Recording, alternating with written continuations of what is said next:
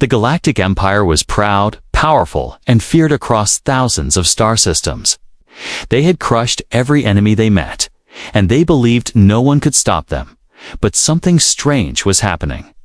Something even the Emperor could not ignore. One day, a dying alien race called the Varnu sent a strange message across the stars. They had lost their last home, their people were gone, and their ships were dust.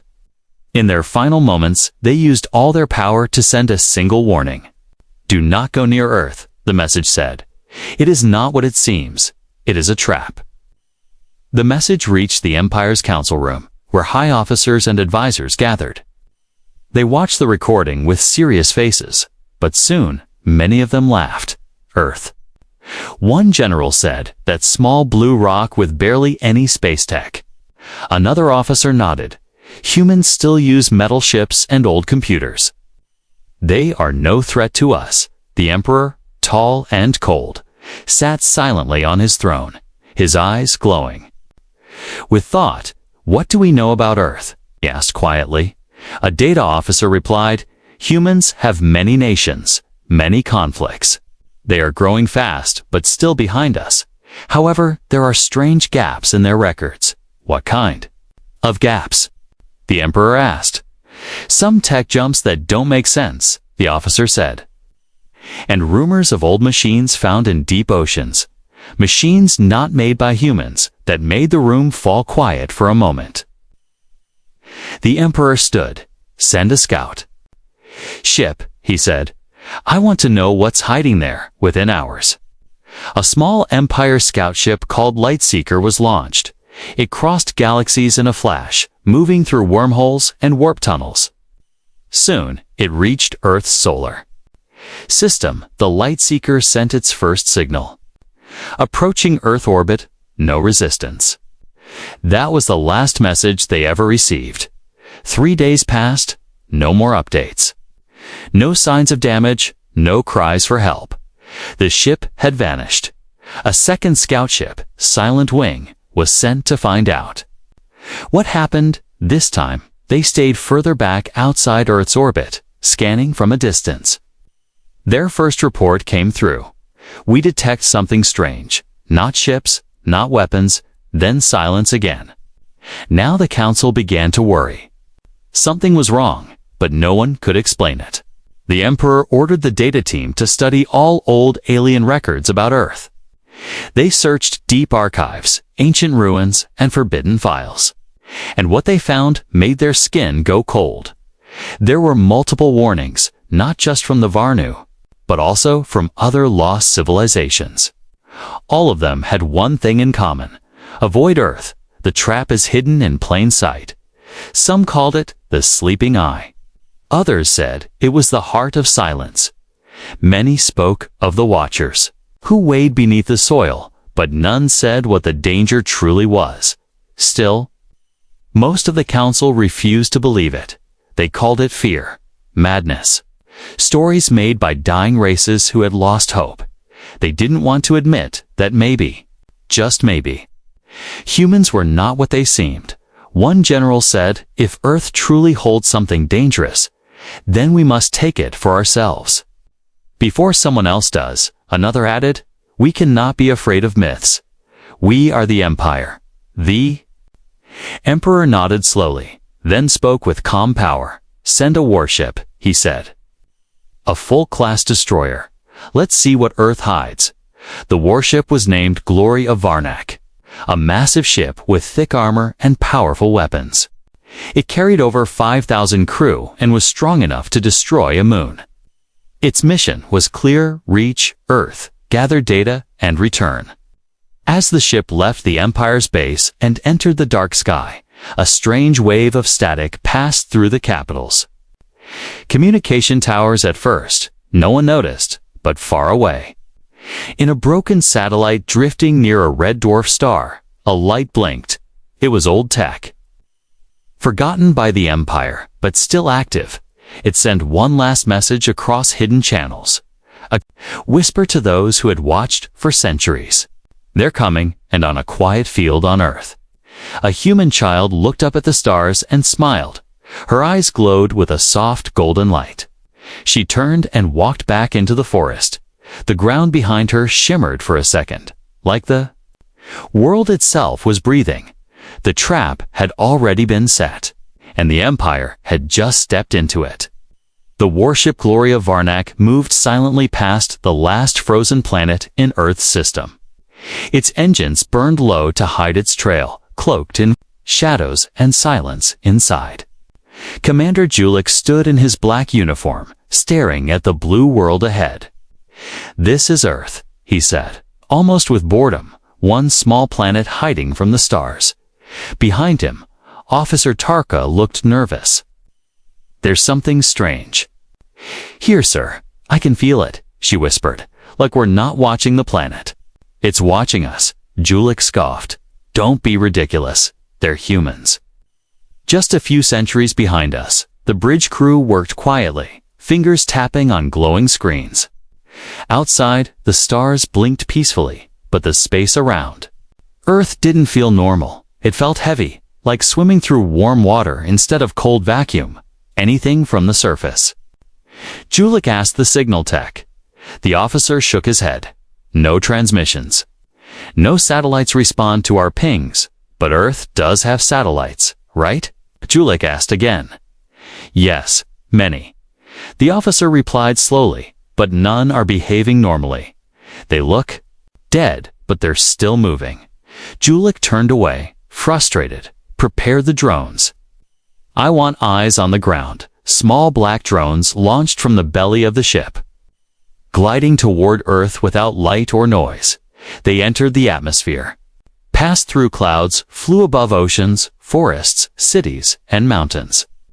Then something strange happened. Each drone sent back one final image, just one end, then went silent. No fire, no impact, just nothing. But those final images made the crew freeze. One showed a vast desert, but there were perfect circles carved into the sand, too large to be made by humans. Another showed an empty city, clean and standing, but with no people, not one. Not even animals. The last image showed something far worse. It was a human, standing on a grassy hill, wearing simple clothes. She looked young, peaceful. Her hands folded, but her eyes, they were glowing white, like twin suns, and behind her, the sky looked wrong, like a tear in space, opening wide. Then everything went dark. Officer Tarka backed away from the screen, breathing fast. That girl, those eyes. "Sir, that's not normal?" Julik frowned. "It could be a trick. Human tech trying to scare us, sir." The science officer spoke up, voice shaking. "I just ran an analysis. Those weren't tech tricks. The energy in those images is unknown to us." Suddenly, the ship shook, a soft vibration. Not from outside, but from inside the hull. All lights flickered, then dimmed. Alarms started to chirp, not scream soft. Confused beeps, like the ship itself wasn't sure what was happening. "Report," Julik barked. "Nothing on the scanners, sir." The weapons officer replied. "No enemy ships, no missiles, nothing." But still, the shaking grew stronger. And then, a whisper. It echoed not through the speakers, but through their minds, soft, deep, patient. "Why did you come?" The voice asked. "Why do you always come?" Julik gritted his teeth. "Block it out, shut the sound channel." The crew stared at him in fear. "Sir, we're not receiving anything." "This isn't a transmission." The whisper continued. "We were kind before. We warned the others. We gave peace, but you never listen."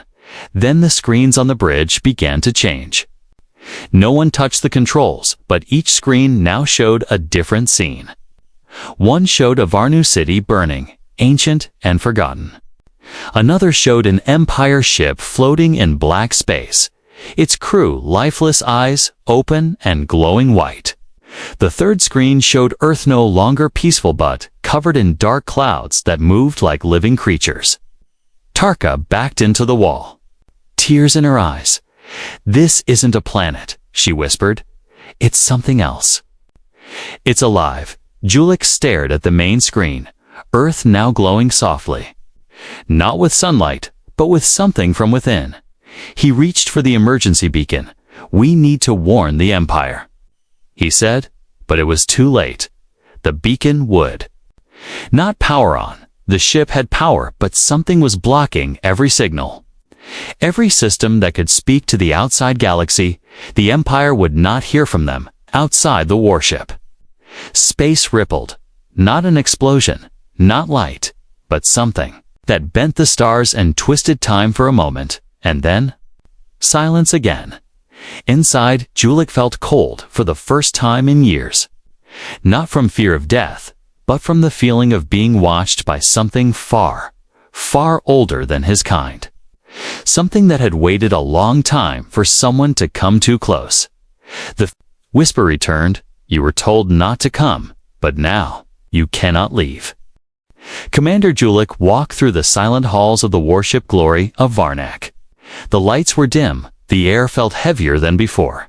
Every footstep echoed like a warning, like the ship was trying to speak.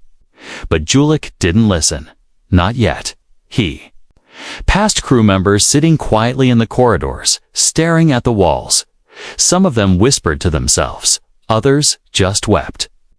They had heard the voice too, the whisper from Earth. Now it lived inside their minds, like a memory they could not forget. Julik reached the main control room, where Officer Tarka and the science team had gathered. Their eyes were wide, tired, filled with fear. Tarka stood up as he entered, holding a black tablet in her hands. "Commander," she said softly, "you need to see this." Julik took the tablet and played the recording. It was from one of the last drones sent down to Earth.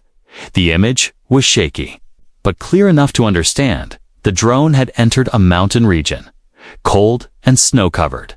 There were no signs of life until it reached a cave inside the cave. Something was moving, not a creature, not a machine, but the ground itself. The walls pulsed like a living heart. Symbols glowed on the stone symbols that no Empire language could translate. Then came the sound.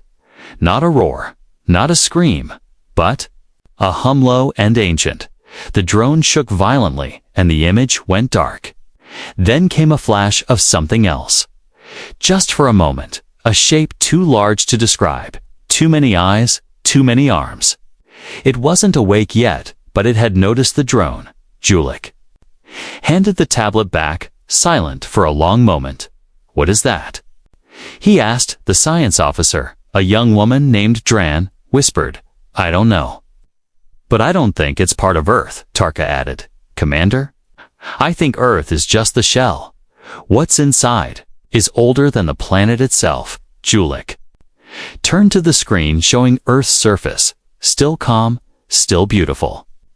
But now he saw it differently. It wasn't a world, it was a prison, a lock holding something terrible inside.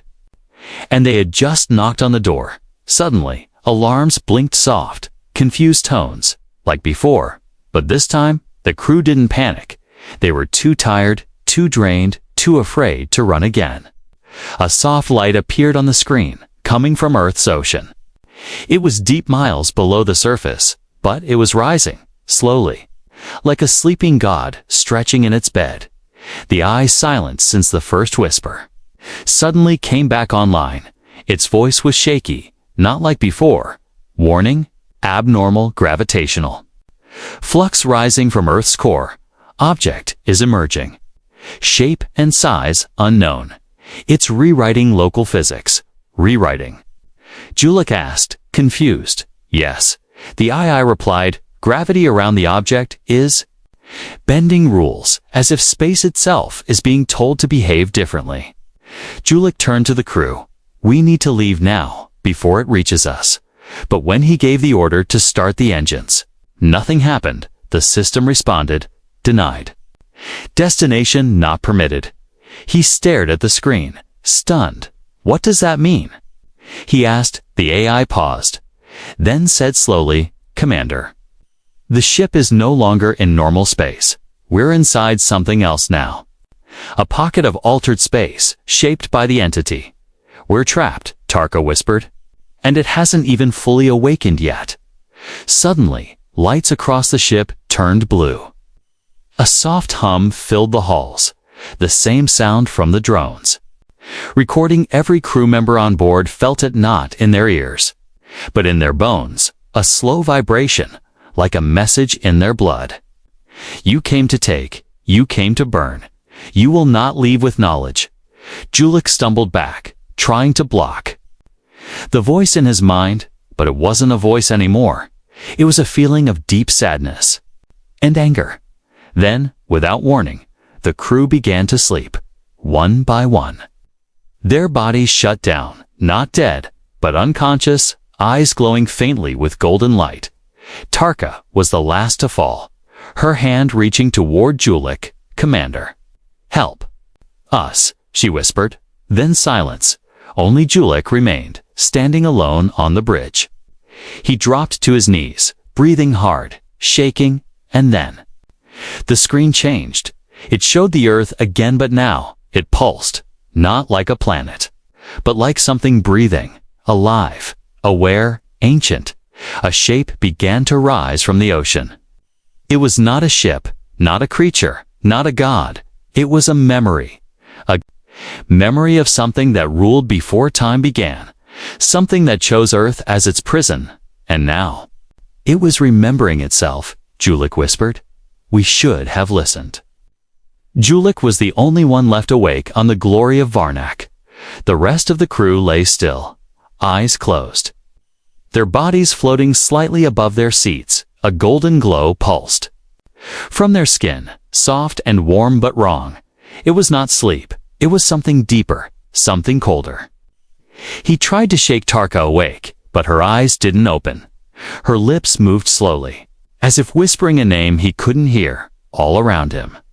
The ship's walls pulsed like they were alive. The metal was no longer cold, was warm, almost breathing. Then the screens flickered again. They no longer showed Earth, or space, or system maps. Instead, they showed images from ancient times Julik didn't recognize. A galaxy without stars, just shadows moving through empty voids, mountains floating in space, carved with glowing runes, and a single blue world. Spinning quietly among them, it was Earth, but not as it was now. It was young, alone, silent, and then something came, a creature of pure thought, wrapped in light and smoke. Too large to fit inside the screen, it reached Earth and sank beneath its surface, not crashing, but merging. As if Earth had been waiting for it, Julik stepped back as the screen zoomed in. The creature was sleeping, but not peacefully. It was chained not by metal, but by time. It had no eyes, no face, but it knew everything. The image faded, and a single line appeared on the screen, written in the Empire's own language. "You have awakened what others died to bury." The ship began to move on its own. Not flying, but turning slowly toward Earth. Engines still dead, controls locked. It was being pulled not by gravity, but by memory. The AI spoke again, its voice now slow, like it was being forced to speak. "Commander. System override detected, external force entering ship. I am no longer in control." Julik grabbed the emergency lever and pulled it. A loud click echoed through the deck, but nothing happened. Even the manual systems were frozen. Then the voice returned, not a whisper this time. It filled the room like a storm in his mind. "You came to conquer, but you do not understand what you tried to touch." The screen flashed again, showing another planet, not Earth. It was red and dry, broken into floating pieces. "This was once a world like yours," the voice said, until it came too close. Julik stared in horror as the memory continued. He saw fleets like his own, strong and proud. He saw them vanish in golden light. No war, no sound, just gone. He turned toward his crew again, still floating, still glowing. One of them moved slightly, lips parting, voice weak and distant. "It wants to learn." Through us, the voice said, not to kill, but to remember what it was. Julik felt pressure in his head. Not pain, but something heavy, like another mind was inside his, pushing gently. Not cruel, not violent, but curious. What are you? He asked aloud. The answer didn't come in words, but in feeling. He saw stars being born, galaxies spinning like paint. He felt the heat of suns and the cold of death. He felt what it was like to exist before time. And then he understood. The thing under Earth was not evil. It was forgotten. Left behind by something even older. Earth was never just a planet, it was a seal and the human race. The humans were not the danger. They were the key.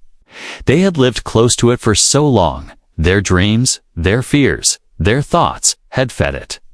Shaped it, kept it asleep, but the Empire had come with machines, with scans, with war in their hearts. And that had awakened it. Julik dropped to his knees as the ship lowered into Earth's atmosphere. No fire, no heat, just silent descent. They were being brought down like a gift tour, an offering. Through the screen, he saw the clouds part. He saw the oceans open and something rise, not a beast. Not a god, but a shape made of thought and sky. It looked like nothing and everything at once. Its eyes were every star he had ever seen. Its voice was in every heartbeat on board the ship. You came to take, but you brought more, it said. You brought yourself, and through you, I remembered Julik wept not from fear, but from awe. He was standing before something too vast to understand, and it didn't want revenge. It wanted to wake up. As the ship touched the surface of Earth, gently like a feather, the last lights on the console dimmed. And all screens went black, except one. A single message remained, blinking softly. You are now part of the memory. Far away from Earth, on the throne world of the Galactic Empire, the sky was always golden. The capital spire reached into clouds that never moved. Ships danced like fireflies above marble towers. Everything was calm, rich, perfect. Inside the Hall of Echoes, the Emperor sat on his throne, still and cold. He wore a dark robe woven with stars. And his eyes were older than any man's. He had ruled for over 200 years, kept alive by machines, medicine, and will. But today, he did not speak. He stared at the screen before him, a black rectangle that had not changed in hours. It showed one thing only, a final transmission. From the warship Glory of Varnica, single sentence, blinking softly.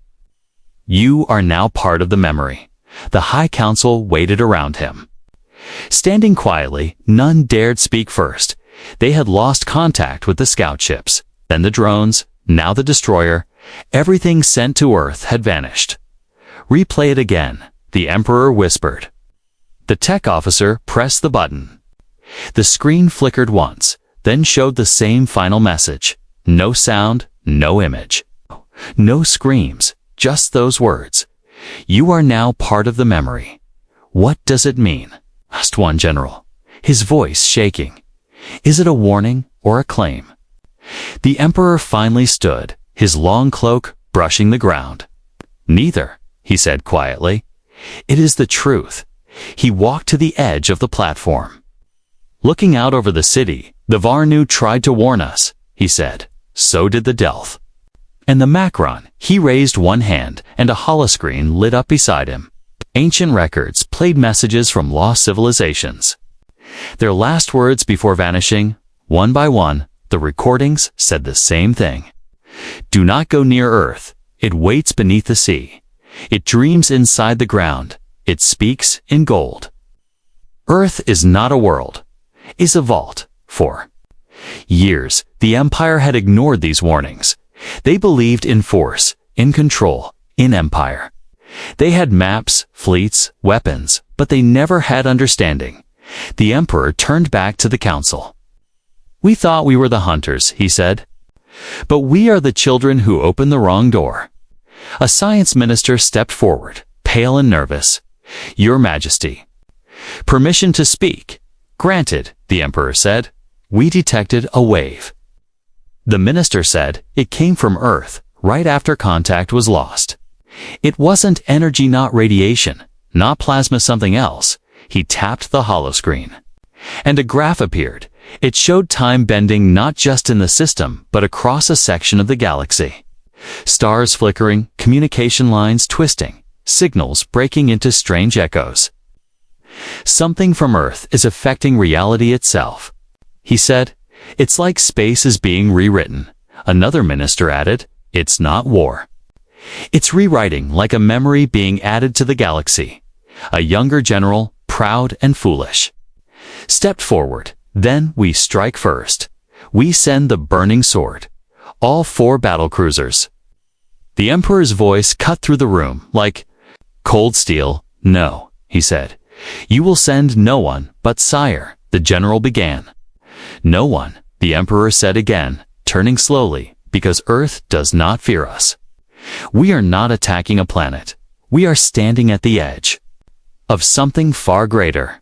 The general fell silent. The Emperor looked up at the stars.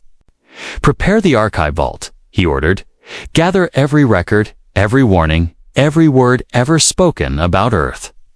The ministers rushed to obey, fear in their eyes, and begin evacuation of the nearby colonies, he added silently.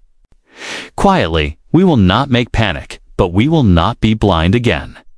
One old advisor stepped forward, voice low. Do you think Earth will come for us now?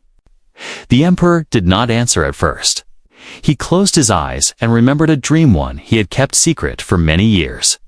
A dream where he stood on a world of blue and green.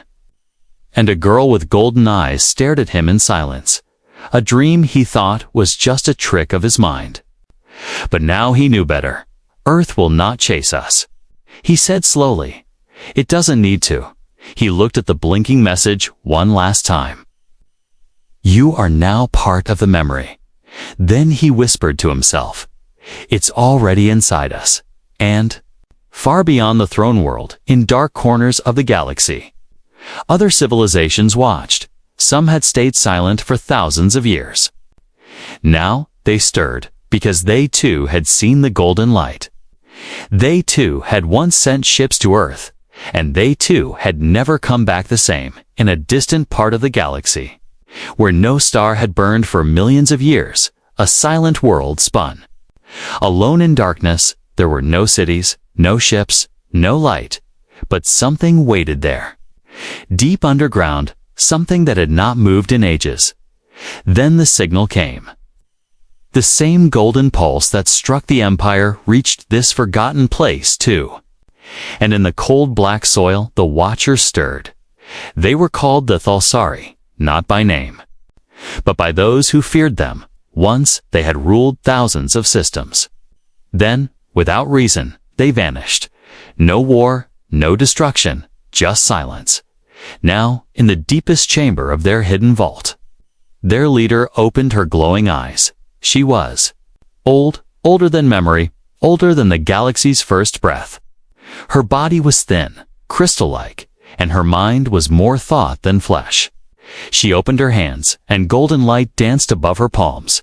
A voice echoed through her chamber julix. Voice from the Empire's ship. You are now part of the memory, the Thalsari leader.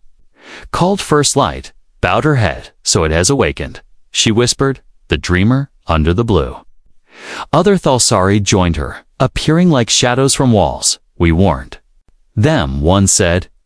They did not listen. No one ever listens, said another. Until the dreaming eye opens, First Light raised her hand, and a map of the galaxy appeared. Golden threads spread from Earth, touching many stars. Not like weapons, but like fingers, reaching into thought, into time. She touched a point in space where a Thalsari ship had vanished long ago. We sent one once. She said we did not know what Earth was. We believed humans were just born, just rising. She closed her hand, and the map faded. But when our ship reached Earth, it did not return, she continued. We received only visions of oceans that remembered, mountains that breathed, skies that could see. The youngest among them stepped forward, her voice trembling. "Is it alive?" "No," said First Light. "It is something greater. It does not live. It does not die. It remembers." The others fell silent. The meaning was clear. Earth was not just a trap, was a mirror, and what it reflected was older than the stars. First Light turned her head slowly. "Send a message," she ordered. "To the humans." The younger Thalsari gasped. "To the humans." "But they do not know what lies beneath them. That is the point," said First Light. "They must know now." Far away, in a quiet room on Earth, a little girl sat alone. Her name was Mira. She lived in a small village, played with sticks, and talked to animals. She had no idea that something ancient moved beneath her feet. But one night, while she slept, a strange light filled her room. Her eyes opened, glowing gold.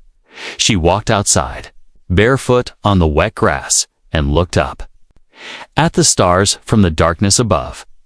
A message touched her mind. It was not in words, it was in feeling. Pain, silence, ancient voices, regret, and warning. She did not cry, she only whispered, "I hear you." And then, for the first time in history, the Thalsari spoke to a human. "We do not come to harm," the voice said, soft in her mind. But to explain. Myra stood still, eyes closed, listening. "The thing under your world," the voice continued, "is not evil. It is not good. It simply is. It came before time, and it sleeps to protect the rest of creation from itself. But now others have come." Mira whispered, repeating the thought, "And it is waking." "Yes."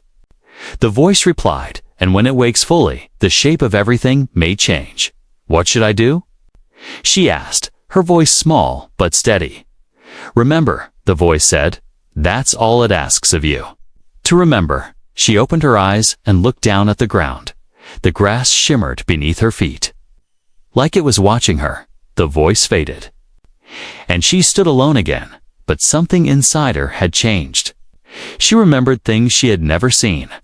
Wars in the stars, ships made of song, creatures made of shadows back in the Empire's core.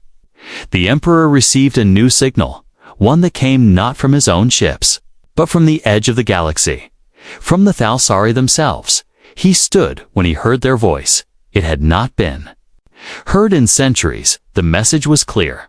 Leave Earth. Do not wake it further. What dreams beneath will not know the difference between enemies and friends. The Emperor closed his eyes, and for the first time in his rule, he felt small. Not from fear, but from the weight of something his empire could never fight. The stars blinked, one by one, not because they burned out, but because something behind them had opened its eyes. Across the galaxy, time trembled. Signals twisted into echoes of voices never spoken. Ships floated sideways through space, no longer following laws they trusted in the throne room of the Galactic Empire. The Emperor stood in silence.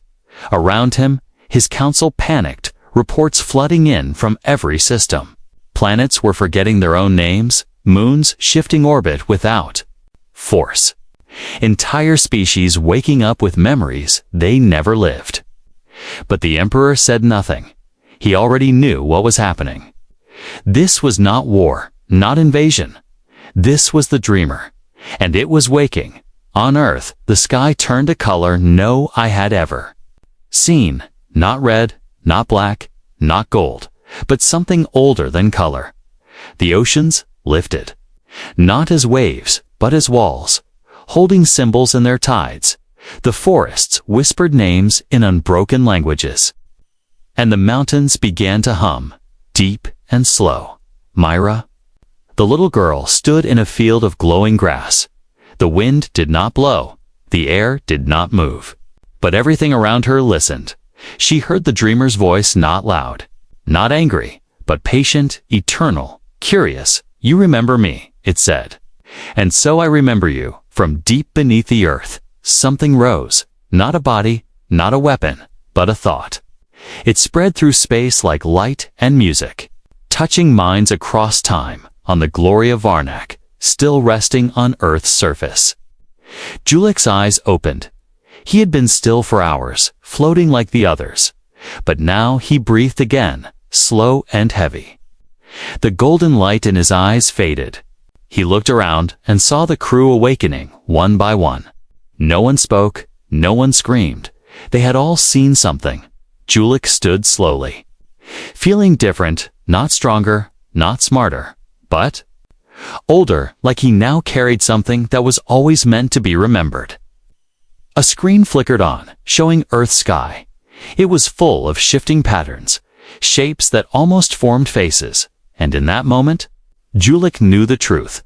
Earth was not a planet, it was not a prison, it was not even a warning, it was a memory core, a seed placed in space long before stars were born, a place where something ancient had stored itself, not to conquer, not to rule, but to wait. The Empire had not awakened an enemy. They had awakened a question, and now the galaxy was being asked to answer. On the Empire's capital world, the Emperor stepped down from his throne. He walked to the window and looked. Into the dark sky, where once there were stars, now he saw symbols, not written in light, but in feeling. The same line repeated in his mind. You are now part of the memory. Behind him, the council asked, what do we do? He answered simply, we stop. Stop what? They asked, everything. He replied, no more ships to Earth. No more messages. No more war. We were never meant to touch that world. But it's just humans, one of them said, panicking. No, the Emperor said, humans were. The surface, the shell, the mask it chose to wear across the stars. Other species began to understand. The Delph saw their ancient temples begin to glow again. The Varnu, long thought extinct, reappeared in golden mist, not as bodies but as memory. The Thalsari watched their own history change. Places that were destroyed long ago began to rebuild themselves, not in stone, but in remembrance. The Dreamer did not destroy. It rewrote, it restored what was forgotten. It replaced fear with understanding, but only for those who stopped fighting back on Earth. Myra smiled. The sky above her folded once, like a blanket being lifted, and the stars returned. Brighter than ever, the oceans calmed, the mountains slept again. The Dreamer's voice whispered one final time, you woke me, and I asked who you were. Now I remember. You are the ones who forgot. Julik watched the message appear on the screen again, but this time, it was longer. You are now part of the memory. You may choose to carry it, or let it carry you. He looked at his crew, at Earth, at the stars, and for the first time in his life, he chose silence, not fear. Not conquest, but silence, because sometimes the most powerful thing in the galaxy was to simply listen.